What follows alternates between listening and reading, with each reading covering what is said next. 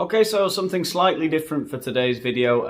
It's another C2 video. We're going to have a look at some word formation. We're going to have a look at a number of sentences to do with that. But it's a bit different because today this is my first on-demand video. This is a new member of the channel has ordered me to do this video. How can you get on-demand videos like that, you're asking? Well, you just click the little join button here at the bottom of the screen, and there you go. You can get on-demand videos like this for a reasonable price. Let's have a look at what this person wanted me to do. Would you please make a video about the best vocabulary building techniques for C2 proficiency exam, including how to create a word list for C2? I extracted glossaries from English vocabulary, phrasal verbs, idioms in use, advanced textbook, but what do you recommend? I've passed C2 already, but my use of English score needs improvement. Now, I've got to admit, I read that comment and I immediately panicked. I'm really not a good salesman. I don't have one technique that I think I can sell to people that will build your vocabulary, improve your use of English score. Frankly, I think it's all about practice and hard work. I do know that several things helped me when I was learning Spanish. One of them was reading a lot and just really focusing hard and looking at words that I didn't quite understand and making sure that I understood them and could then use them in other contexts, translating them into my own language.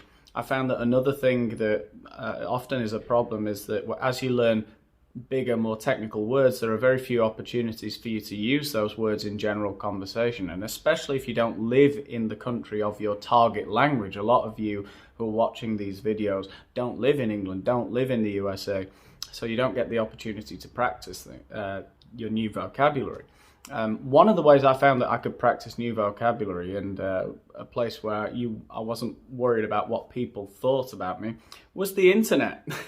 See, on the internet, find something that you're passionate about. Find a page on Facebook or like a Twitter account that you like to follow, that's in English speaking, obviously, and just start arguing with people on there. You can write out all of your thoughts online. Obviously, you've got to be careful with what you say, but often I find that you get into arguments if you're talking about politics or things like that, and you want to make yourself look as clever as possible.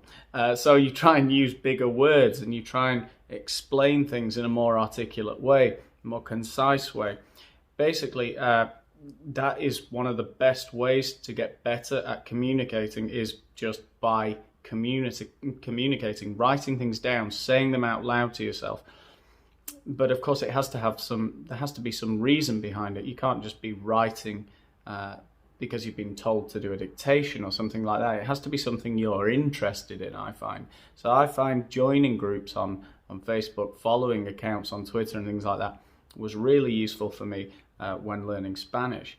So that's my really vague advice, that basically it's just the more you read, the more you listen to podcasts and watch programs on Netflix, on YouTube, whatever, the more vocabulary you're going to come across, and just really hone in on it. You know, like you hear a new word, try and find out what it means, try and use it in your daily life in some way. And a lot of the time it's, if you're an academic kind of person, which you probably are if you're doing C2 in English, you're going to have other things that you're passionate about, that you're going to want to talk about. Try doing it in English. You're probably really good at it in your own language. Try and flesh out your thoughts in a couple of angry paragraphs on Facebook. Anyway, so as I said, I'm going to have a look at some word formation sentences. Those are the sentences where they give you a word and you have to change it in some way, manipulate it in some way, prefixes, suffixes, different kinds of parts of speech. You put it into the sentence in its now more appropriate form. Very similar to part 3 of the reading and use of English section of the proficiency exam. We're going to have a look at some of those now, and I'm going to do a few extra ones for the members. So become a member if you want to see the full version of this video, and I'm sure you do. So, okay, let's get on with it. So here I am back on my new favorite website, esllounge.com. So let's have a look at some exercises with word formation. So the first one, pretty easy one, I think. You need to take 3 of these red pills every day, I guess it means. No, each day. What's the adverb we need here? Daily. That one's an easy one. Nice easy one to get started there. I guess things to think about there. We'll just think it's how often you need to take them. We need an adverb. Most adverbs end in ly. Daily's a bit strange. It's one that comes up quite a lot because obviously it's got a funny spelling, D-A-I, but there you go. Let's have a look at number 2. Number 2, let's see if this one's a bit more difficult. No, he is being very mystery about his whereabouts last night. Ooh, whereabouts, that's an interesting word that comes up quite a bit as well. Whereabouts is, well, your location, no? Your whereabouts, the places you have, the places that you frequent or that you are in really now. Okay, so he is being very, I think he's being very mysterious. No, he's being very mysterious about his whereabouts last night. Yeah, he's not really telling us. He's avoiding talking about where he went last night. I wonder where he went. Okay, nah, not too difficult so far. Number 3. It is his honest, which I find so unbelievable. Well, it's going to be a noun, I think. No, there's something that I find unbelievable. Just have a look at the second sentence for context. He is normally such a truthful boy. Right, normally he's very truthful, so it's clear that he hasn't been truthful here, and there is an untruthfulness that I find unbelievable. So honesty is obviously the noun of the adjective honest, but we're talking here about his dishonesty. Oh. Yeah, dishonest, dis being the opposite of something. No, normally that prefix is to say that it's the opposite. Okay, if you look on the other side of the cup, you will find a small engrave. You'll find a small engrave on the other side of the cup. With the name of the original manufacturer. Right, I think I know this. Okay, so when we talk about carving something into rock or carving something in, for example, a trophy, when you win a trophy, they carve your name into it. They engrave your name on the trophy, really. But the noun is a strange one. It's one of these nouns that ends in ing, so it's an engraving, I think. I'll just check it, but I'm pretty sure it's an engraving. Yeah, I can't seem to find the answers. That is a shame. Yeah, that's going to be a problem.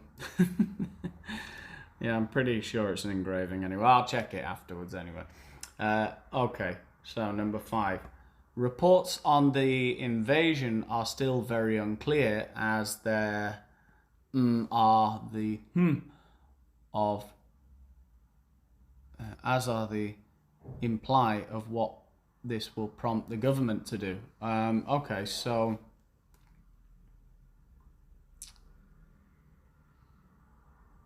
the reports on the invasion are still very unclear, as are the what this will mean, the consequences. No, the implications of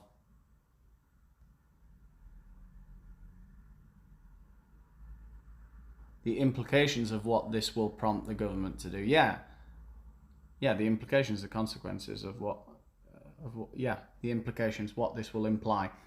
Yeah, no problems there. Just be careful that it's in plural there. As are the implications, it has to be in plural. Okay, so number 6. The next time you are in a dark place in the countryside, the next time you're in a dark place in the countryside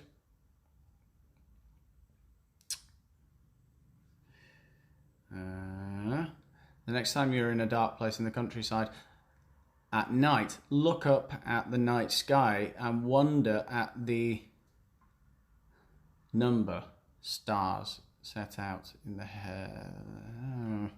right, so here we have number. I think we need an adjective, right? The sky, wonder at the number of stars. Numerous stars? No, numerous means like several, so I don't think it's several. I think we want to say it's like it's amazing. It's you can't count them. They can't be numbered. The innumerable. Yeah, so I think it's innumerable.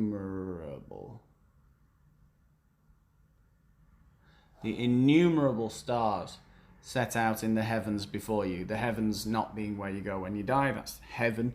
Heavens is just the sky normally. Yeah, I think it's innumerable. As I say, I'll try and check it afterwards. I don't see where I have the answers here, so I might not be able to check it. Yeah, I don't know where the answers are.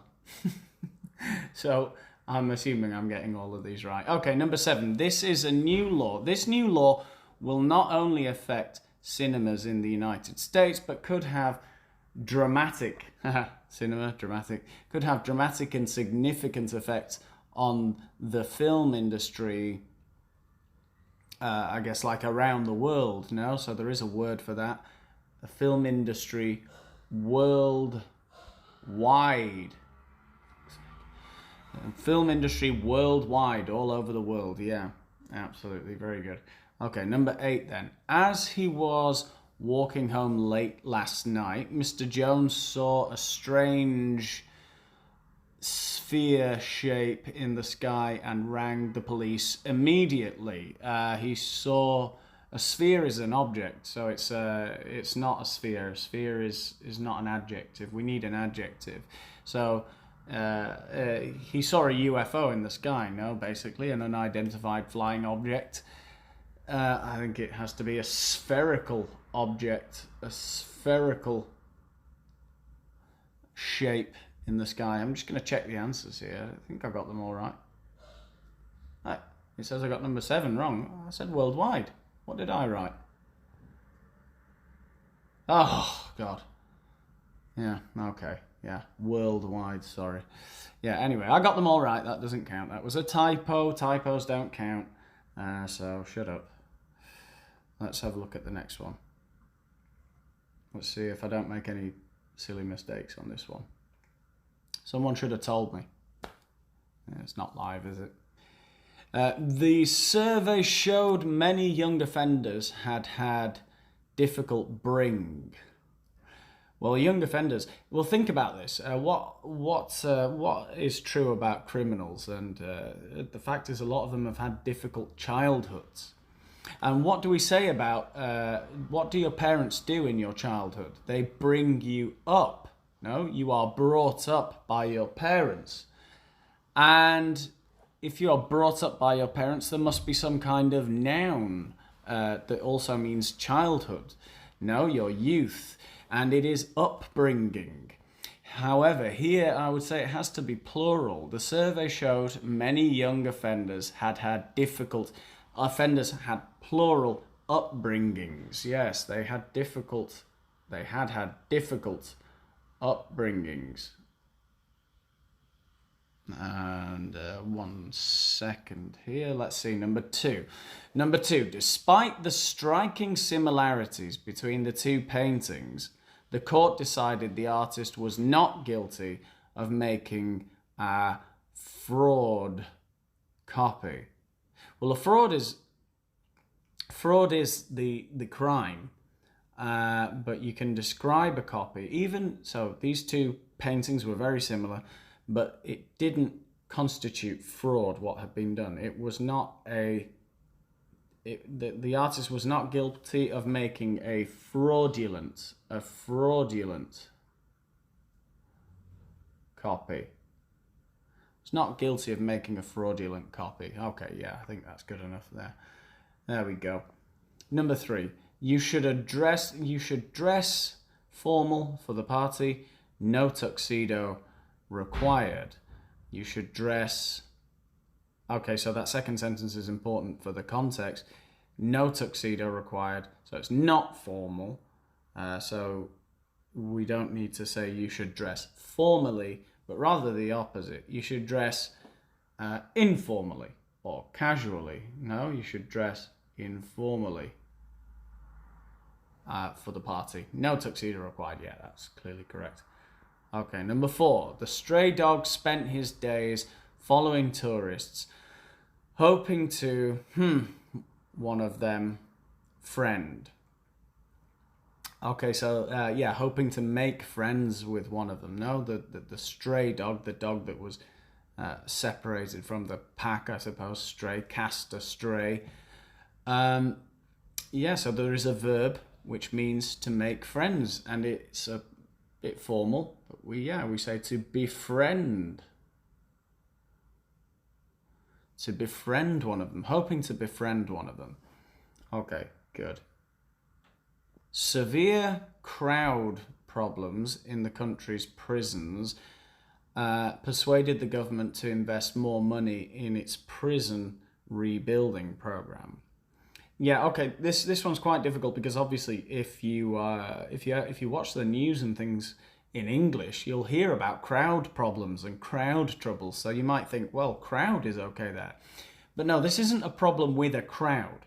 This is a problem in the prisons where there are too many people. Crowding is a big problem. What we tend to talk about, though, in the media is overcrowding. We tend to talk about overcrowding in the media. There are severe overcrowding problems.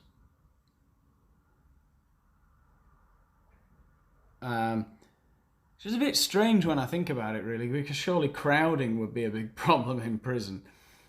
But they talk about overcrowding. There are too many crowds. The crowds are too abundant, too full of people. There are too many people in prisons. There's overcrowding problems. The child's inability to hear his mother calling was blamed on a slight hearing disability, which was eventually solved using a revolution new technique from Norway. So we want an adjective here, no? A new technique that was revolutionary. Yeah, I don't think that one was too difficult. Revolutionary.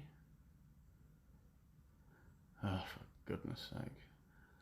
Can't keep making... I need to start making videos on a computer or something. This is really difficult on my phone. It's too fiddly. Anyway, yeah, revolutionary new technique. Okay, number 7. Put your things on that small table over in the corner. So wood, a table made of wood. There is an adjective which means that something is made of wood, like metal, a metallic table. In this case, it's made of wood, so we would call it a wooden table, which I know is not the case. At least in Spanish, yeah, you wouldn't, there is no word, there's no adjective to describe something made of wood, as far as I know. Okay, you'd just say made of wood.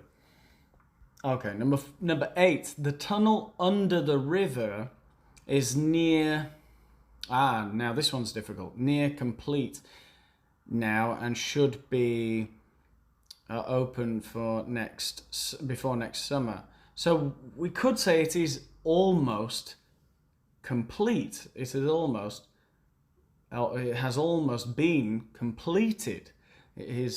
We could say nearly complete, but nearly would be an adverb.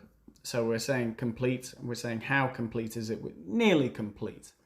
But no, near is an adverb of proximity. So it is close to a state of completion.